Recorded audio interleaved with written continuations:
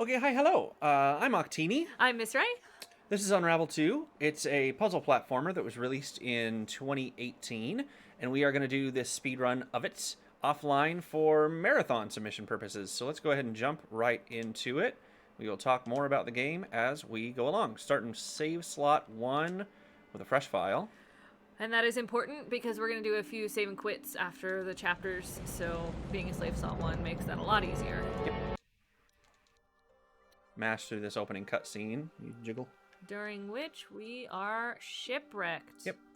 All right, we're going to change our appearance here because we like to do that. We often will have this be some sort of bid war, so we can have there's different options for options of exactly. like duos of colors. Exactly. Yeah, we like having incentives for choosing the color pairings. Time doesn't start until we move, so we do have the option there to pick colors, which is nice. Yep.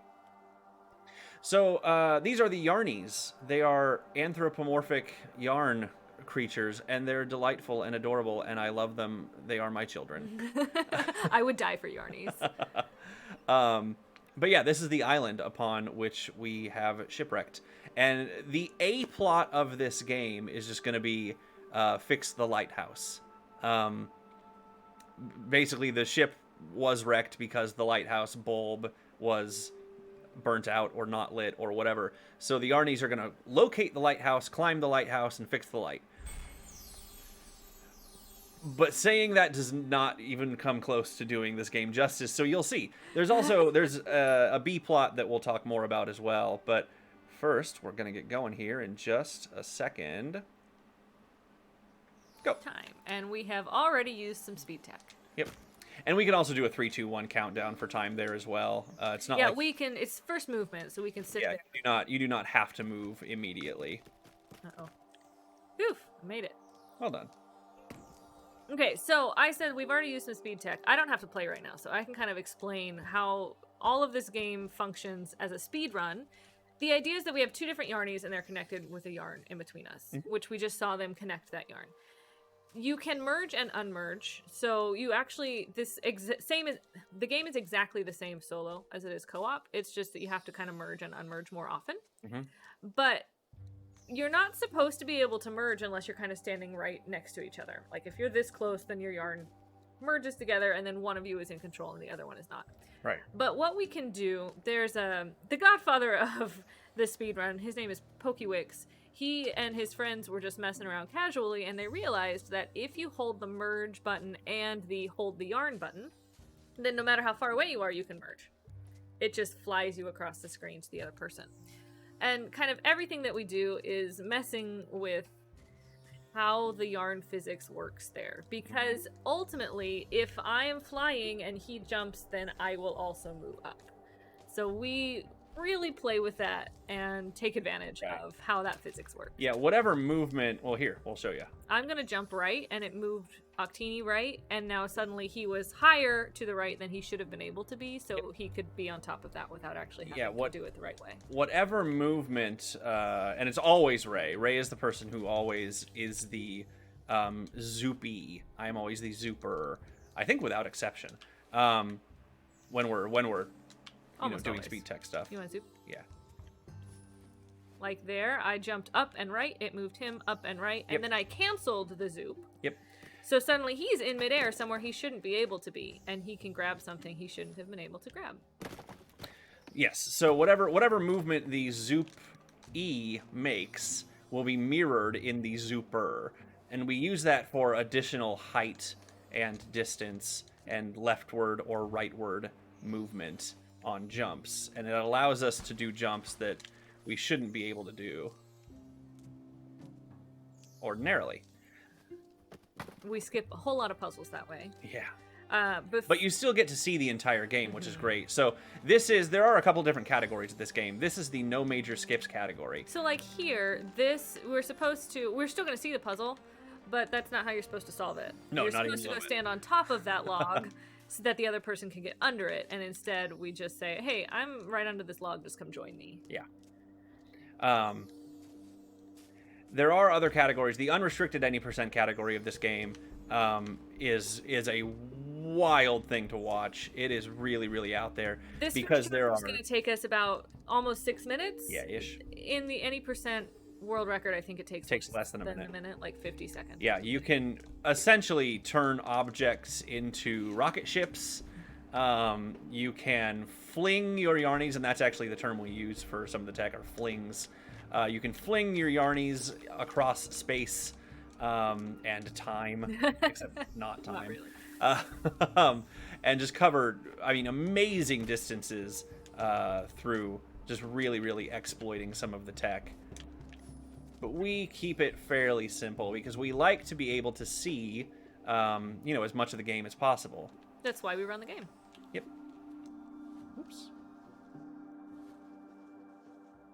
There we go. This isn't even speed tech. That's just being fancy with your jumps. Yep.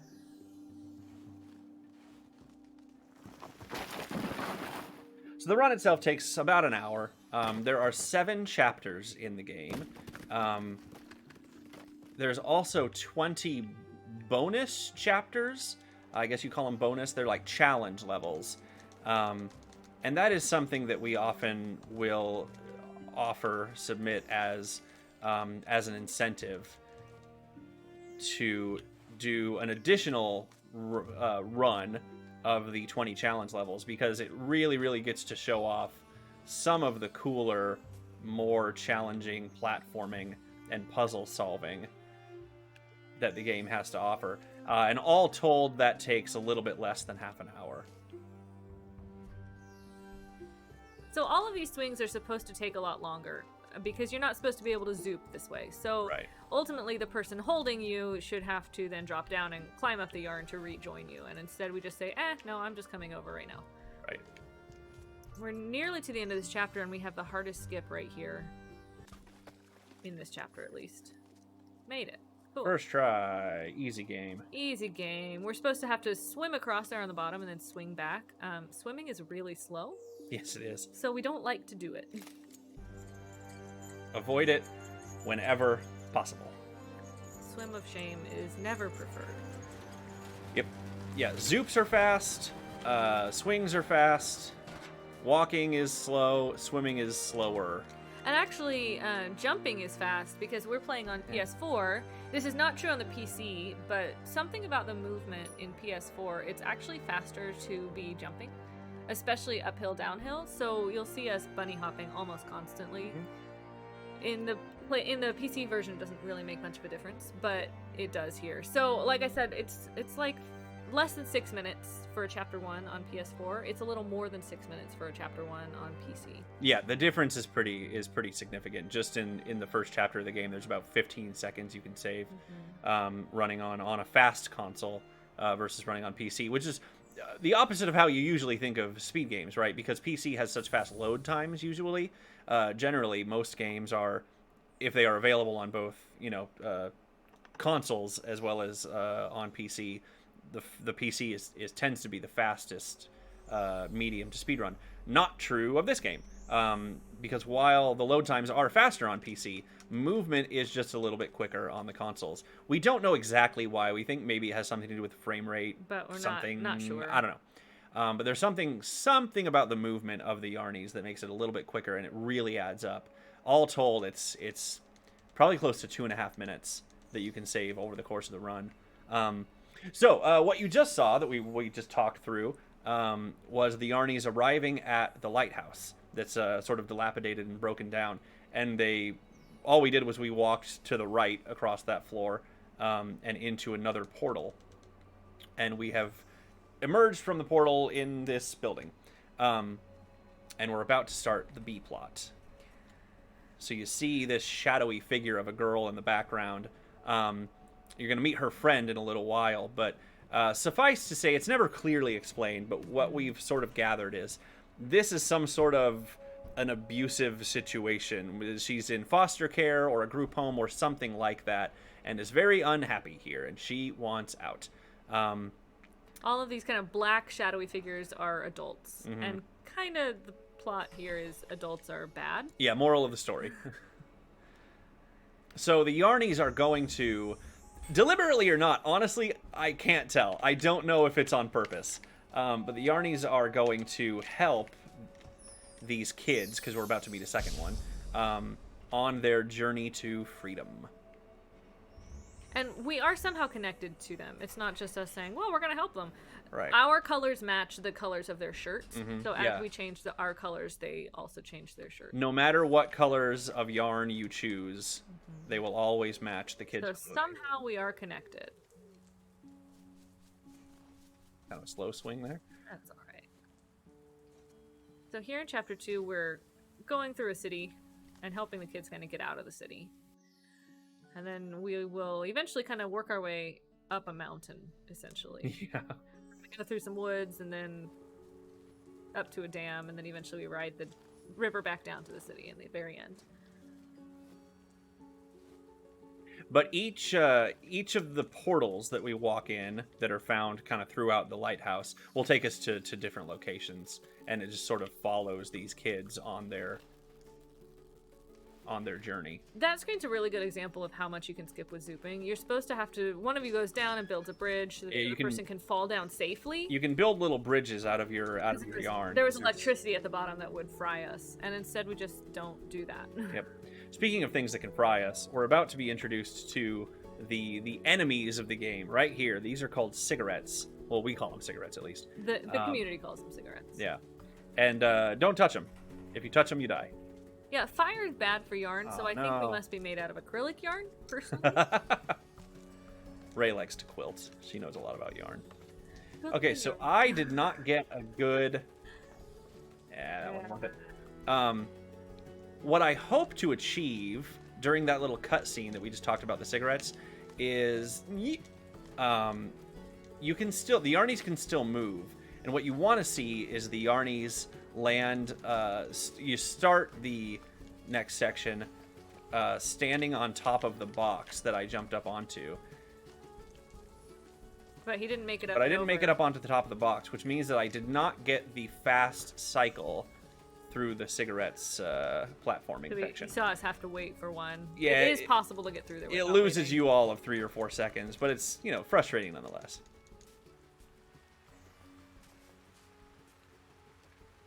There's a little, oh, then never mind. That's later. I was about to say there's a cat. No, there is a that's cat, not but that's not quite yet. There are a lot of animals, though. So here we have fountains coming up. Oh, perfect. If you play on the Switch, there is no water on these fountains, and you don't have to worry about getting hit. Yep. You do not want to let that water touch you. If it does, you get knocked over, and you deal with what we call fall damage. Here's the cat in the background right there. Hi, kitty. Very underfed cat. You deal with what we call fall damage. What happens is if you get knocked over, and this also happens if you fall from a great height or, a couple other instances. You fall down onto the ground and you can't move for a couple of seconds. There are some instances where you cannot avoid the fall damage, so we mitigate it instead by ensuring that we are merged together when we suffer that fall damage. Because if I unmerge, I am no longer affected by said fall damage. Yep. So Ray can just hop right off of me and start moving again, and then once I regain control of my Yarny, I can just zoop to her. Little optimizations like that make it faster. Yeah, that's really one of the... Other than Zoops, that's the other big advantage that co-op has over solo. Because in solo, you then have to move the fall damaged Yarny to the other Yarny, so it doesn't really save you any time. Yeah. But really, it's Zoops. It's really Zoops. I mean, even the fall damage is a Zoop, so... Watching this game played solo is like watching a completely different game. I mean, also lovely. Oh, yeah, it's great. And you get to see all the same puzzles, and you see all the same stuff. You just... Almost every single puzzle is solved completely differently. Mm-hmm.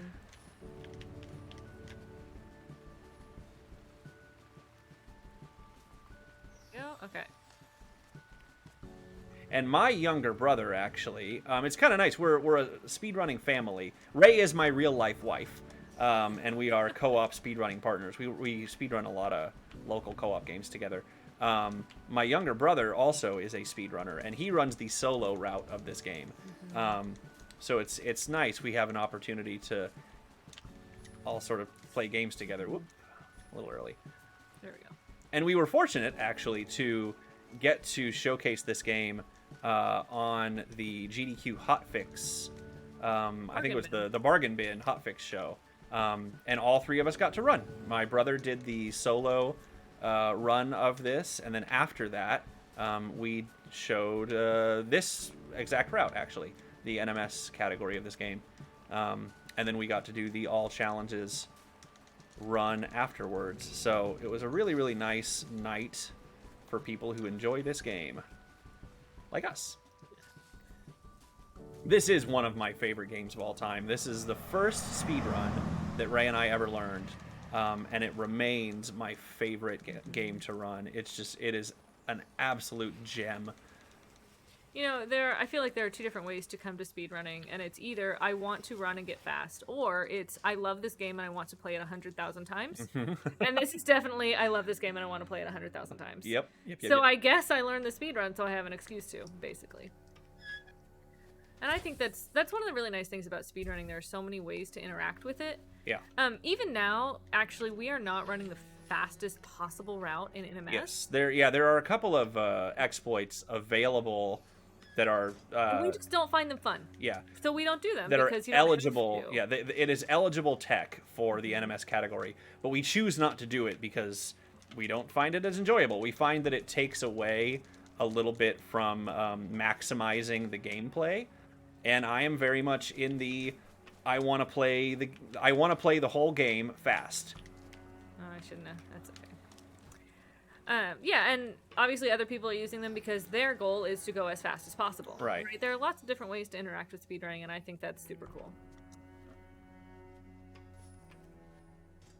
Nice. That's a good skip. I love that skip. So more cigarettes. Boop, boop. We're kind of in the final section of chapter 2. Yep. This little, like, inside attic-y factory situation. Like, what even... Where are we, honestly? Who knows?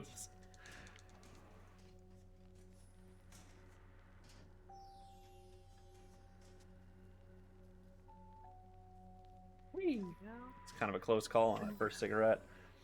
This is a more complicated version of that puzzle we saw earlier, where you fall and you're supposed to build a bridge. That bridge is harder to build. Yep. But same idea, we don't need to build it. It's fine.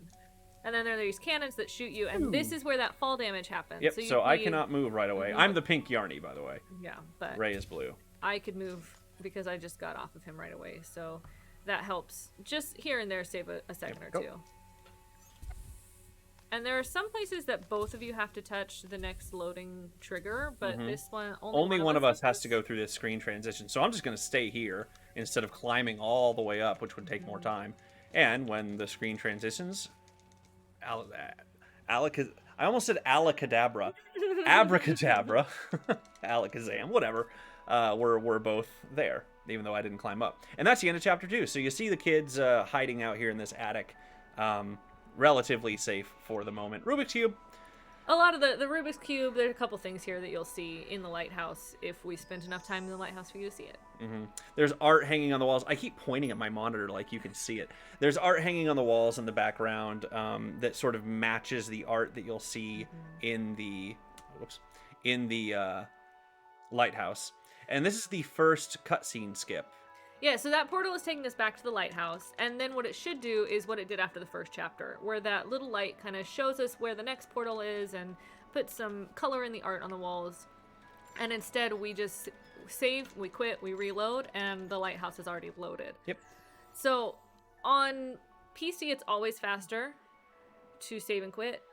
Because of the load times. On consoles, it kind of depends. I think someone did do the timing, and on Switch, it's faster like on half of them.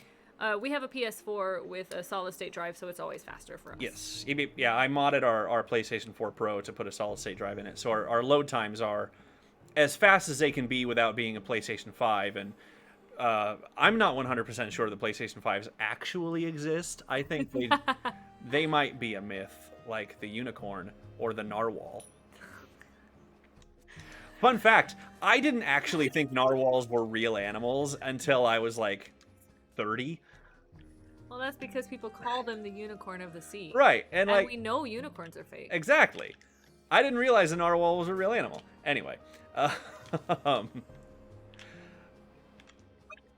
There we made go. it. I love that swing. That's such a huge swing. Okay, chapter 3 is just an absolutely lovely chapter. 3 and 4 both are like, if I had to live in one of the chapters in this game for the rest of my life, I'd have a hard time choosing between 3 and 4. But I would not have a hard time choosing 3 or 4. The rest of the chapters are very bleak in comparison. Yeah, so we're gonna spend some time in the nice, lovely section of the game. So we're at a party. You can kind of see the party maybe got a little out of hand. Mm-hmm. Again, adults are bad. Again, adults are bad. So the kids are trying to get away. Again. Just lots of running away for these kids.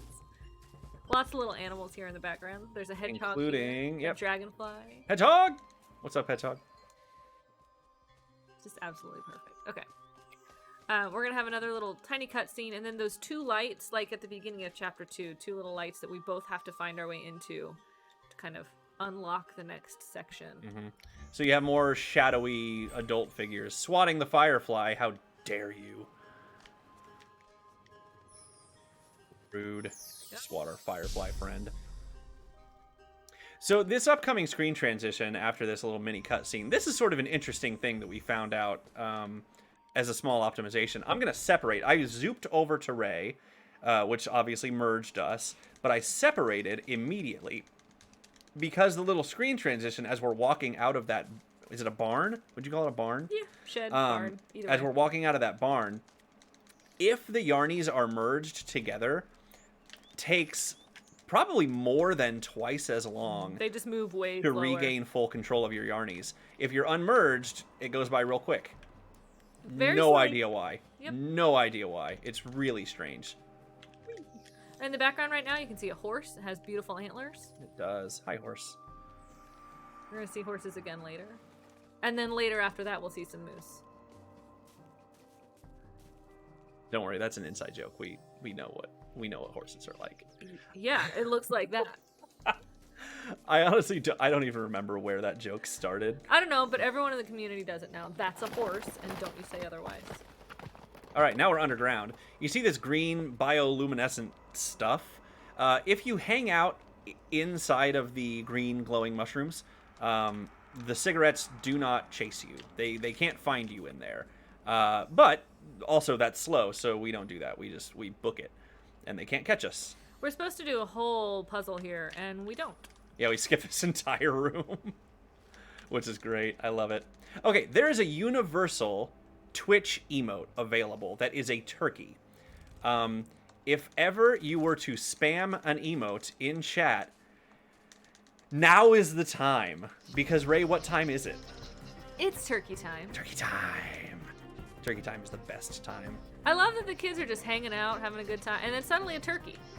So this turkey in-game is based on a real-life turkey, actually a grouse, Yeah. who attacked a reporter, like, on camera, and the devs went, that's incredible. Yep. We have to include that Yeah, in the our the game devs read about this grouse and said, well, obviously that's going in. Okay, new way. Yep. I'm gonna wait right here. So the turkey's paying attention to me and not gonna notice Octini, so I can start moving, and he'll be able to zoop up to me just to save some travel time there. Trade places. We could run this separately. One of the great things about this game, both casually and as a speedrun, is that because you can stay merged, and some of us call it backpacking, you don't both have to be good at platforming. He can be good at platforming, and I can be good at holding a controller. Uh-huh. And we are actually, in that sense, we're a really excellent team. Because I'm good at the platforming sections. I am terrible at the speed tech. If we had to trade places, I don't to think trade roles, oh yeah, we wouldn't finish a single run. Ray struggles with some of the platforming stuff. I straight up can't do a lot of the speed tech. I just can't. I can't do it. So that's a thing. So if you're a big gamer and the person that you live with or your best friend or your partner or whoever isn't a huge gamer but is willing to on occasion, I always say that this is a perfect game for that situation. Because if there's anywhere that they're getting frustrated and they're like, I just keep falling and I keep dying, you can just merge onto me and I can take care of it for you. Yep. Yeah, we do a lot of backpacking. Other people in the community will run the vast majority of the game separately because it's a bit of a double-edged sword. You can, if you run separately, you can make up for, if one person fails a swing or somebody has a better swing or something like that, then you zoop together and you make up ground that way. Hey, 2 golds in a row. Go us. And so you can do really, really, really well running separately. But if you get too far apart and you're not able to zoop together, it can have... The unit between you can tangle when you're zooping? Yes. Yeah, zoops, I don't know if Ray mentioned this when she was explaining zoops at the beginning. Zoops allow you to merge from any distance, assuming that right. Within the limits of your yarn length, because your yarn is not infinitely long. You can get stretched out. The yarnies actually get thinner as you run out of yarn, so when they're too thin, there's no more yarn. Because they begin to unravel. Oh my gosh. But the yarn that connects you does still have collision, so if you're zooping and the yarn in between you somehow moves and catches on something in the environment, then it tangles around it and you can't unmerge anymore and you have to just reset from checkpoint. Zoops require line of sight. They won't work without line of sight. Like, you can try and zoop, you can press the buttons to zoop, and nothing will happen if you don't have line of sight. Even when you have line of sight, if it's not completely clean, your yarn can get tangled on objects, and if that happens, then yeah, you have to reset a checkpoint, which usually is not the end of the world, because checkpoints are frequent. Nice. Yeah. Oh, L? Is that? Yeah. Okay. Ugh, okay, this is like... This one right here, that's some of the hardest zooping in the whole game right there. Because again, Ray has to, in order for me to get additional height and additional, leftward or rightward movement, Ray has to move herself. She can't just, will me going farther left into being. But if I touch the little blinky light, then it messes with the zoop also. So I only have that little tiny bit between the edge of the log and the light. And she's standing on a really thin log to begin with. So, yeah, that's a very difficult zoop right there. That's the hardest one.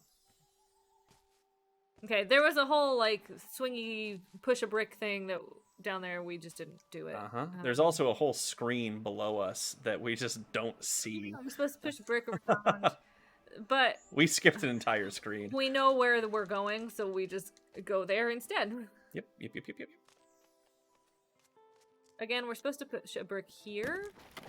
And we're supposed to push this brick up and kind of use it like a seesaw and fling the other person up. And instead we just say, hey, but who needs seesaws there, please? When you have zoops? And then I can just come right back up. Zoops are love. Zoops are life. Zoops are love and life. This is true.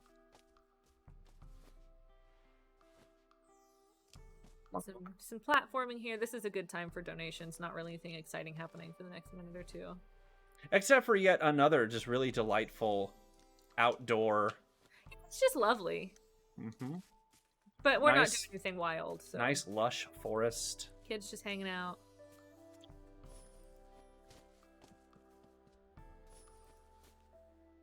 Yep. You're gonna... Yeah, okay.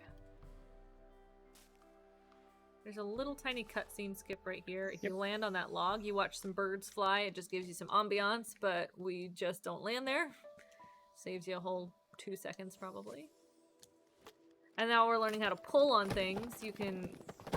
There's yarn that connects you, and then there's kind of the ends of the yarn on the other side that you can use to grab things. Right. Not the greatest swing in the world. Right there, he used it to grab onto that kind of a little attachment point that you could see, and you can pull on things if you do that. Yep. Later, we'll find out that there are knots. You can tie knots and then pull on the knot without being right next to it. But I think you literally only have to do that once. And we don't. So.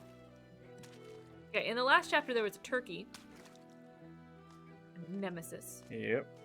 We're about to meet. Nemesis. Oh no, I got wet. Swim of shame. It's okay. The kids don't have to run from the Nemesis this time, though. It's just us. They're having a grand old time skipping stones. Watching the sunset over on the lake. We're about to get into a fight with a fish. Yep. Yeah, observant viewers will have just seen our new nemesis in the background. I do think the fish is smarter than the turkey. Oops. Okay, we're good. Oh no, oh no, oh no! Yeah. Why did you jump to the next one? Anyway, we died, so that's not ideal. Because Let's he try was that whole thing again. One I was already on. Yeah, so we went for the skip, place. and that did not work. There we go. Second try is a charm. There it is. So there's the first death of the run. We've put probably thousands of hours into this game. I have never once had a full run without at least one death. So there's the requisite death. We got eaten by a fish. Yeah. It happens. As you do, get eaten by a fish. See the checkpoint was right there. So even... I don't think there are really any deaths that cost you more than 30 seconds. Yeah. Plus, we just got our revenge. That oar on the rowboat fell over and hit the fish in the head. But the good news is the fish wakes up. The fish is fine. To fish. We double checked that once because we weren't positive that the fish lived. I'm sorry, you just hit a fish on the head with an oar. That fish has and problems. it does. The fish like comes up belly up. So we wanted to confirm once. So I took the gigantic time loss to just stand there and wait to see what happens. And the fish did come back up. So it's all good.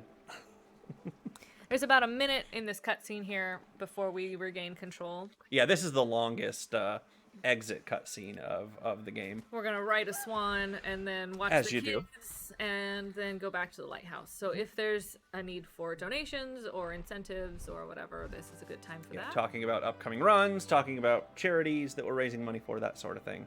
Excellent use of that time. But look, the kids are happy. They're hanging out, going swimming.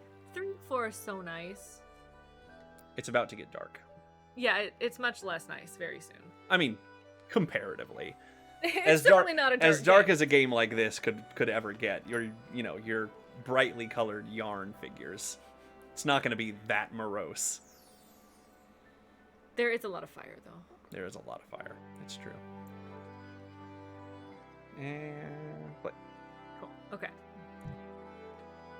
30 minutes even. Cool. Beautiful. Look at that nice round time.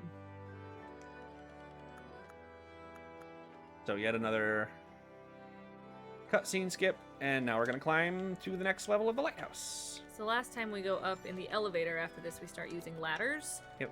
This is as high as the elevator goes.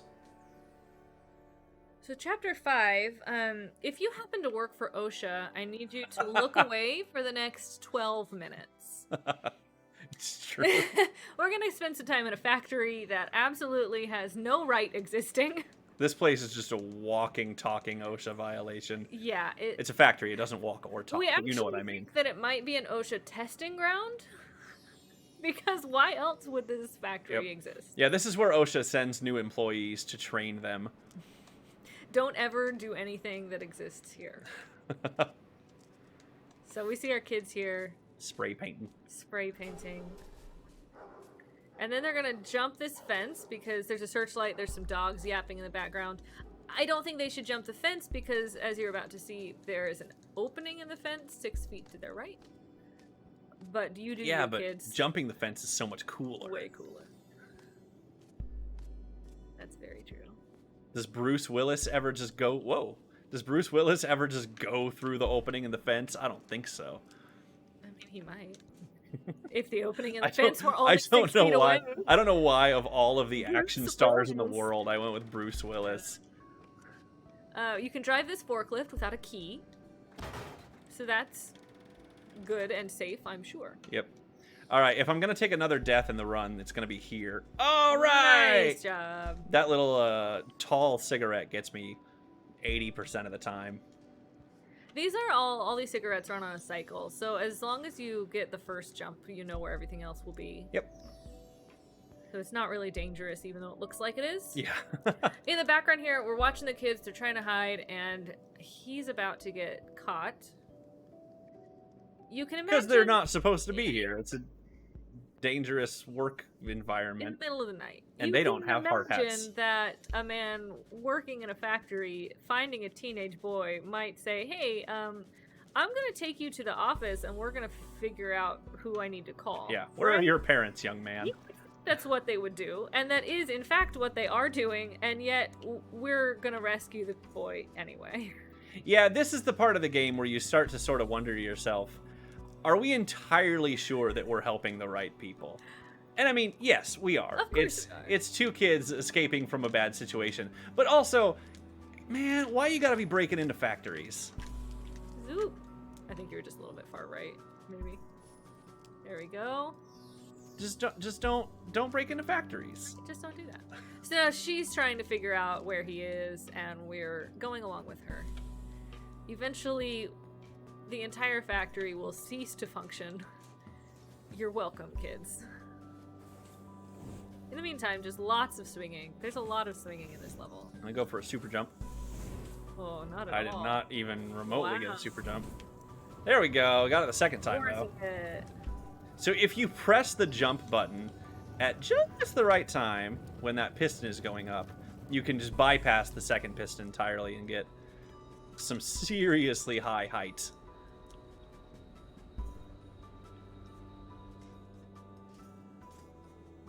We're seeing a lot of steam here. If you hit the steam, you fall down, just like if you hit the water in Chapter 2 back in the fountain. Mm-hmm. It knocks you down, you get fall damage. Not super great. We're supposed to do some more fancy swinging here, and instead we say no, thank you, we'll just zoop. And now we are going into the factory. That last zoop is a really excellent example of why it's important to have a really clear line of sight for zoops, because you see how Ray and I's yarn went all over the place, despite the fact that she, flew to me in a more or less straight line. So if there had been any obstacles in between us, very distinct possibility that we'd get tangled. This is where I say, what function does this machine have? Oh no! This puzzle skips about saves like 45 seconds. 45 seconds Yeah. to actually solve that puzzle. It's amazing. And this one doesn't have a fast solve. No, it does sadly. in the RMS or any percent you can go out of bounds. Yeah, you can go up above this Yeah, whole it's contraption. possible to go up to the right and just not do this, but we can't.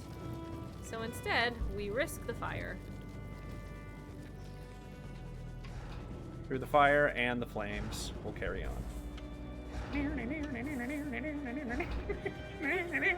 How many times have we played Guitar Hero?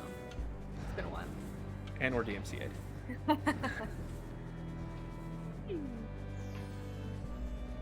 But yeah, like, you don't know what they manufacture here. You have no idea. We do, and we think it's guns. Ammunition, specifically. So we actually, for a really long time, we had no clue. We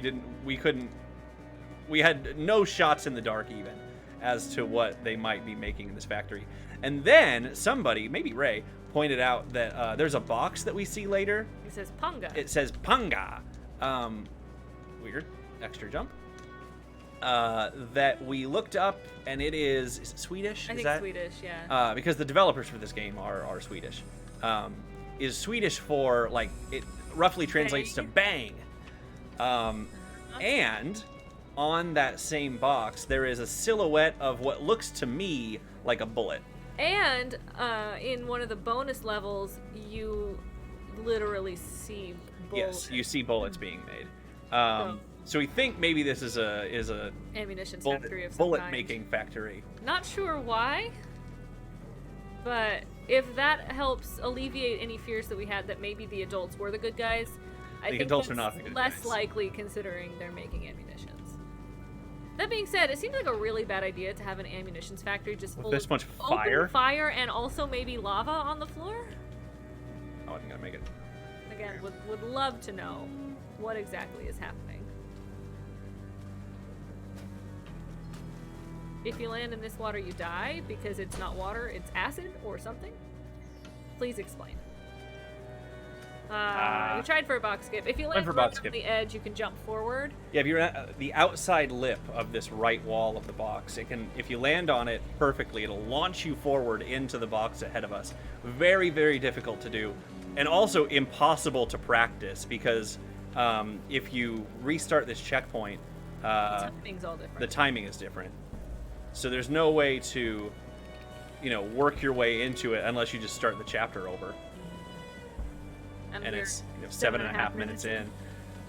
Jinx. Can you tell we've been married for a while? So you can see that box says Panga. Panga. And it has something that, if you know that it's a bullet, awfully looks like a bullet. Yeah. In the It's a fun word, though. Yeah, it is. Unga. In the background here, we see an office. Kid. And the kid being get shoved thrown into the into- office. Which, again, I feel like is a reasonable reaction to finding a teenager running around your very dangerous bullet-making factory. Yeah. I'd probably lock him in an office, too. That's because you're an adult, and adults are bad. That's true. Am I the baddie? You are the baddie. Any child would agree. You can't die here, but you do get a lot of fall damage if you hit anything you shouldn't, so that one's tricky. But again, everything moves on cycles, so Yep. if you get through the first one the way you're supposed to, it's not a big deal. Here's a nice big skip. And for some reason, this factory, again, full of OSHA violations. Just has a lever labeled self-destruct. I mean, I don't think it's literally labeled self-destruct, but I pulled that lever on the far right, and now things are just gonna start exploding. There's Why? no I fail don't safe, there's no key necessary, just literally just pull this lever. As the great philosopher Yzma once said, why do we even have that lever? Why do we even have that lever? All right, here's the only bit of RNG in the entire game. We're gonna see what happens.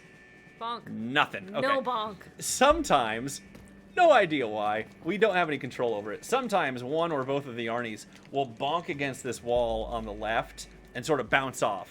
And you can land farther over to the right on top of that, whatever it is we landed And on. save a step and a half. Yeah, it saves, 2 steps, which is Useless. no time at all. But it's fun when it happens. In a game with no RNG, it's nice to have a little bit here and there. Yeah. Oh no! Please don't get me cigarettes. Yeah, now we're in the chase scene. I would also like to know how big the Yarnies are. You cannot convince me that their size isn't conditional. Yeah, because like earlier they were almost as big as a grouse, which means they're like what, a foot tall. What are these 1.5 foot tall things under here? I don't think they're that big anymore. Huh. No, they gotta shrink. So yeah, we're very confused about the size of the Yarnies. I don't know. Here's another area where if we were running a less restrictive category, cutscene skips can save a lot of time, because this is a pretty lengthy cutscene skip.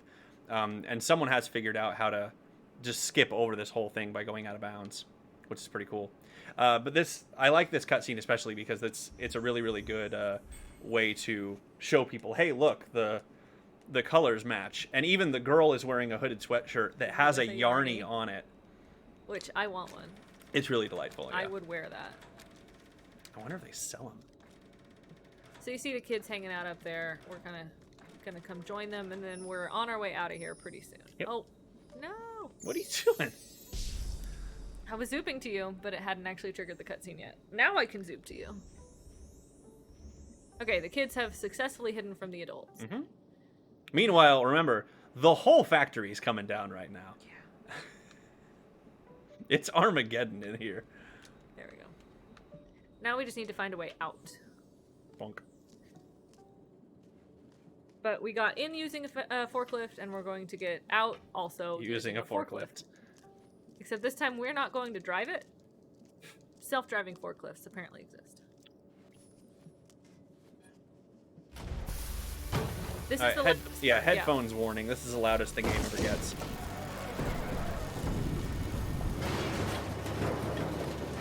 For a really long time, I didn't understand that there was more than one forklift. Because if you remember, way back at the beginning of this chapter, there was another forklift that we drove. Ray pointed out that we could drive it without a key. And we drive it right into a very tall, very thick cement wall.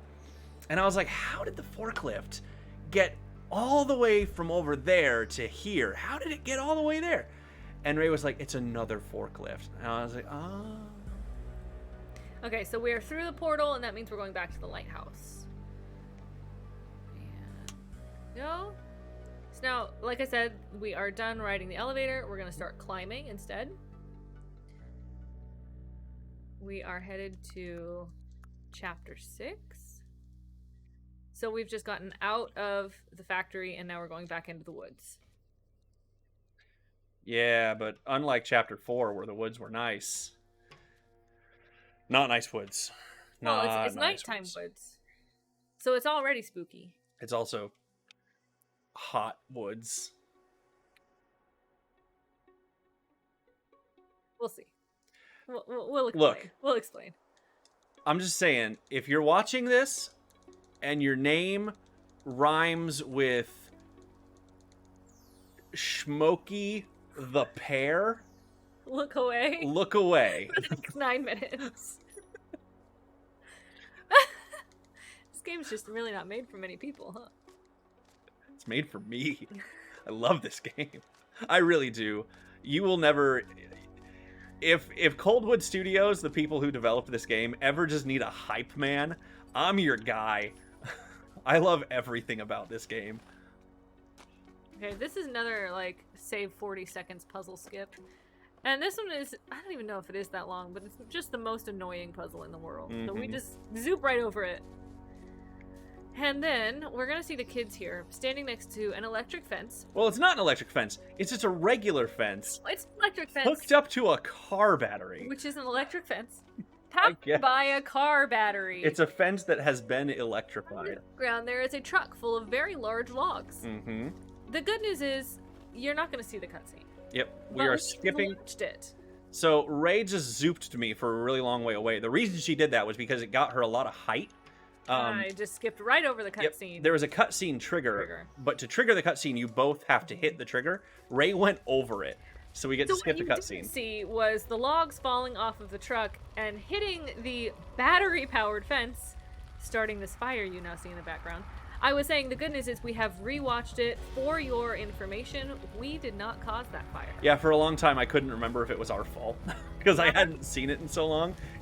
And as the great philosopher Robin Williams once said, it's not your fault. But there is a lot of fire now. There's a lot of fire. So the rest of this chapter is outrunning the fire. And it's easy to forget with the speed run because we're always moving as fast as we can.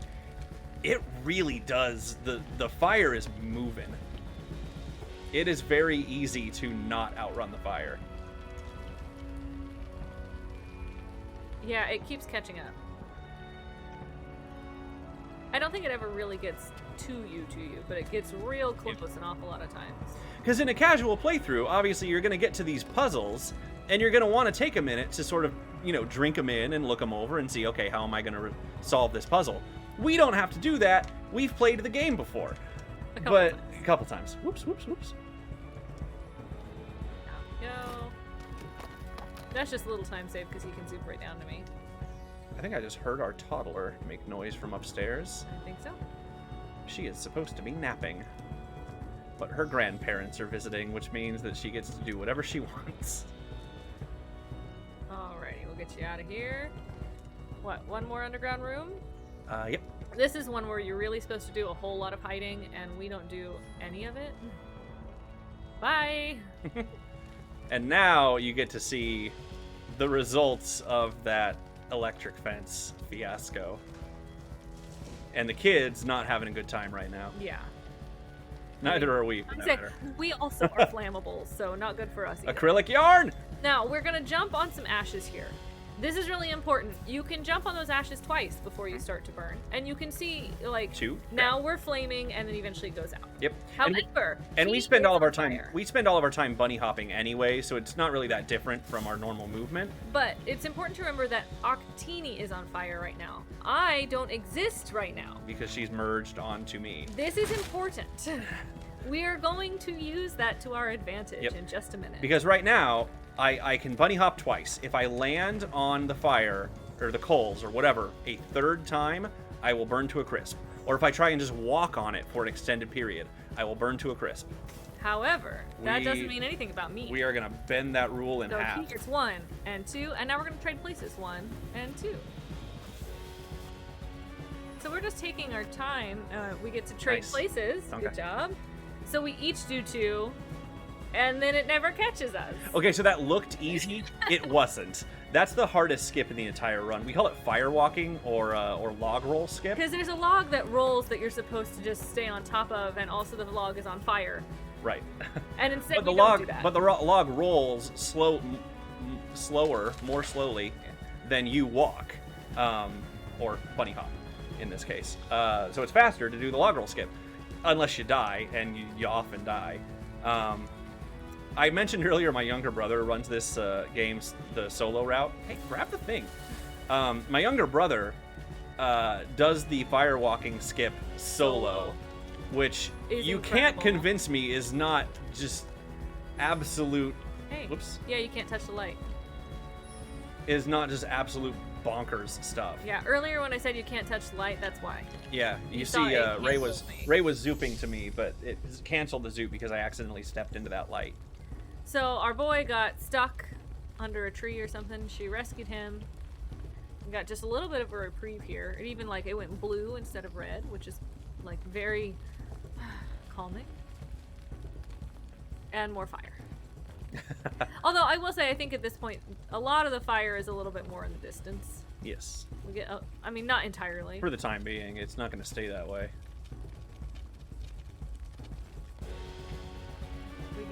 You're supposed to do another little puzzle thing here, but again, turns out you can just jump on the ashes twice, yep. So we just do that. Okay, we said earlier I'm not very good at platforming, so everyone pray for me. My 3 jumps, I did it. Doing great. I did my 3 jumps.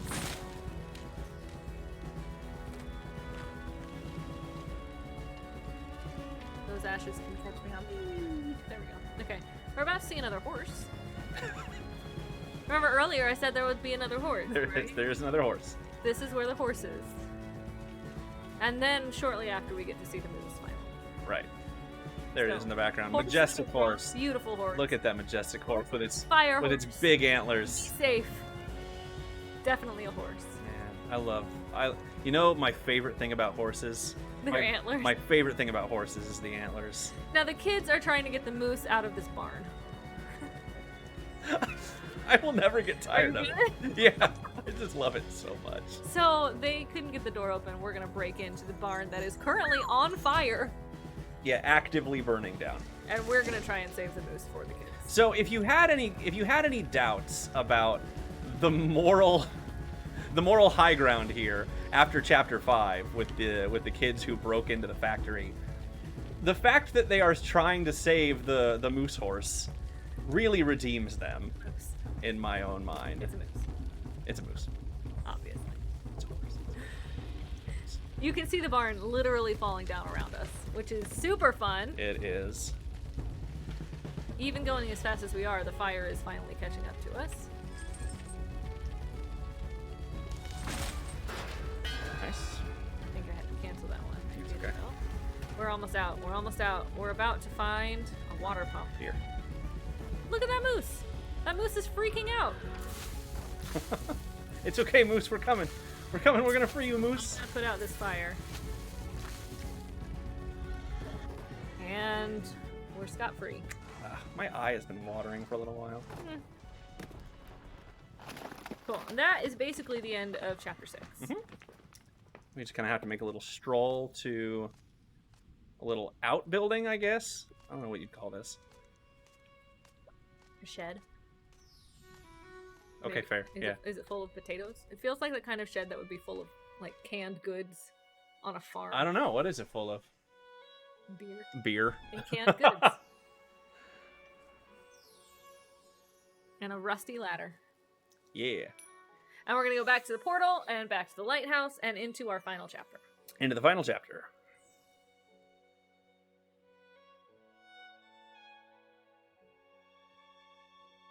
The final chapter, which is going to look at us and say, you know, you've been going left to right for the past 52 minutes. Let's do something else. Let's do something new for a change. But only for half of it.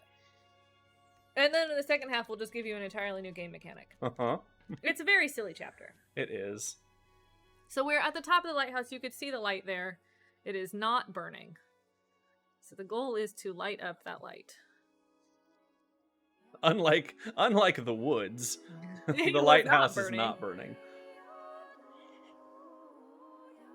So coming up here is probably the hardest platforming section in the entire game. It doesn't look like it. It does not look this difficult. It looks easy. Yeah, knock on wood. Hopefully it goes well.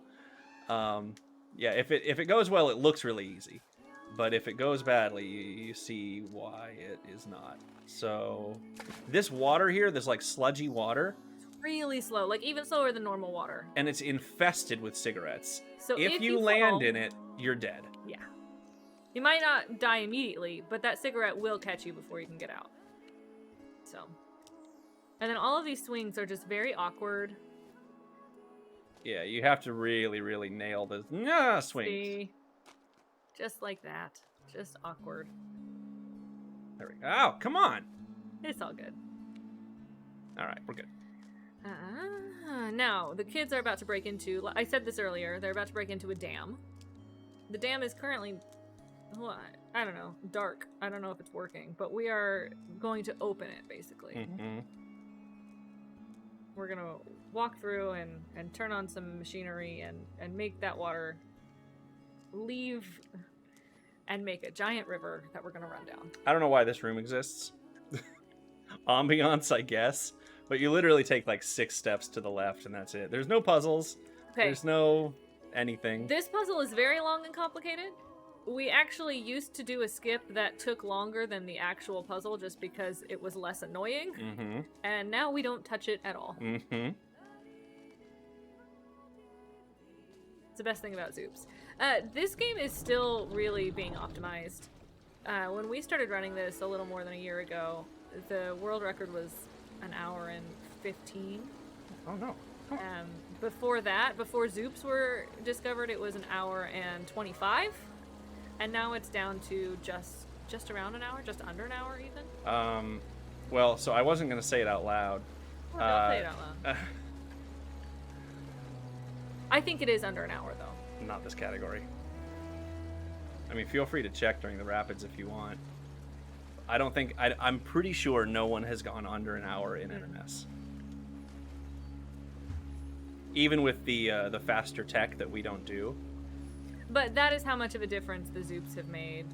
And we're still kind of... Oh, right, here we could Zoop instead of swing. Or here we could kind of climb that wall with a Zoop instead of... So there's still a lot of little route changes that are happening. Yeah. If you like things that are still being done, you know, instead of a game that is already kind of mapped out, this is a great game for that. Okay, we're going to pull these levers, and we're going to open the dam. We're going to see what music we get. I think we get to creepy music. Yep. There's supposed to be beautiful, triumphant, just great music. But something about how fast we go, the game does not like it. And so not at all. It keeps this very atmospheric music until the end. But if you play this casually, it's a little bit more fun. Yep. So we're back to going left to right, which is cool. But we're going to spend the rest of the chapter, and the rest of the game for that matter, jumping through water, these rapids. And you see that we've got a new gameplay mechanic. We have a double jump now. And the double jump is cool, but also good luck figuring it out in the last 5 minutes of the game. And then never getting to use it again. And never getting to use it again. And the rapids is... there's a lot of variance here, because there is so much... so much that depends on, you know, whether you get a good double jump, where you land, will determine so much of how quickly this section goes. Yeah, there are no puzzles here. There's no puzzle skip. It's just platforming. Yep.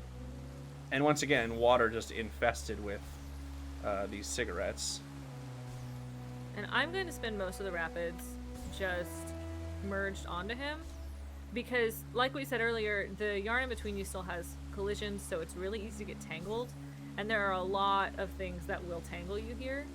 So I'm basically just back up. Just like I wasn't on fire, I still have my double jump. Mm-hmm. So if he looks like he's used his double jump and he's about to land in fire, I can unmerge, use my double jump, and he can zoom back to me and be safe. Mm-hmm. So I'm just kind of back up. Safety. Our kids are gonna murder someone in the background here. Yeah, somebody gets pushed into the water. Panga. See, that's the factory. Yeah, so I don't know if Ray mentioned this. This whole rapid section is just the Yarnies backtracking, essentially. We're making our way back through the earlier chapters. And it's going to end at chapter 2, the city that we were in chapter 2. we're gonna see the swan and the boat from the end of chapter 4. Oh, I got ahead of you. And then in a little bit, we'll see the party from chapter 3. And the good news is that the man we just murdered is getting out of the water when we get there. Uh-oh. Oh, apparently you can stand there. Had no idea. And that's why Ray spends most of the time. It looked like you were gonna hit the fire to me. I was trying to save you, but I didn't know you could stand there. That must be how you get up to that little collectible. There are collectibles in this game, and we honestly haven't bothered to find them all. Yeah, if we were ever gonna do a 100% run of this, I honestly don't know how. Because I don't know where they are. it would involve getting all of the collectibles and doing all the challenge levels, and it'd be really cool to do. But some of the collectibles are really, really hard to get. Like the one at the very, very end of this game is really tricky.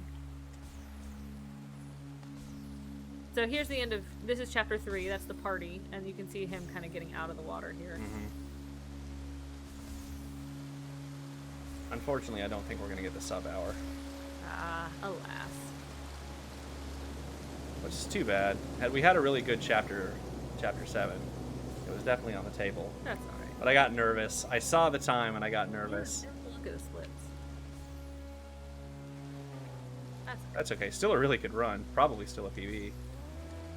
Oh no! Yeah, definitely not getting it now. You saw me jump off of him, and that's where he could have zooped back to me and saved himself.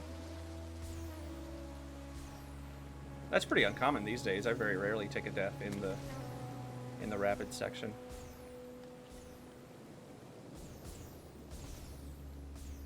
Okay, this big tree means we're almost at the end. Mm-hmm. Nearly there. Yeah, time is going to be as we pass through a gate. Like the railing on a bridge, basically. Yeah. And time. Nice. PB. Yeah. I love a PB run. I love a PB run. PB runs are great. So this has been Unravel 2. There's a very great little ending cutscene, so we'll let it play out. But you see the kids have arrived back in the I think this is the same town that we were in chapter 2, and appear to be safe, which is cool. We're gonna go back to the lighthouse, and like I said, there are 20 bonus levels. In those levels, you save other Yarnies, and they have extra customizations, so bodies and head shapes. Mm-hmm. And those Yarnies are now here to help us fight off these shadowy figures and relight the lighthouse. Which is cool. And it also doesn't make any sense if you haven't done any of the bonus levels. Yeah. Like, where are she's just, where do they come from? Have they been here the whole time? What's going on? Yeah. So you start you start the game with all the colors available, but then you can unlock extra heads and bodies, which is cool. And eyes. Oh, yes, eyes. Eye shapes too. But you see all these little shadow monsters here just sort of laying waste to the lighthouse. And our little fairy friend is going to come and just absolutely Tyrannosaurus wreck all of the shadow monsters. It's great. And the lighthouse has been lit. So good. And all of a sudden it's not raining anymore, because apparently that's how lighthouses work. Yeah, didn't you know? Weather witches live in lighthouses. And the ending credits. I really love this little this text scroll. The love forms bonds between us is... It's not to hold us back, it's to help us climb higher. It's really nice. So this is just such a lovely game. It's so good and wholesome, but also a lot of fun and really good for any sort of skill level, I think. You don't have to be a gamer to want to play this game. Yep. So yeah, this has been Unravel 2. Thanks so much for watching. I really appreciate it. Okay, bye!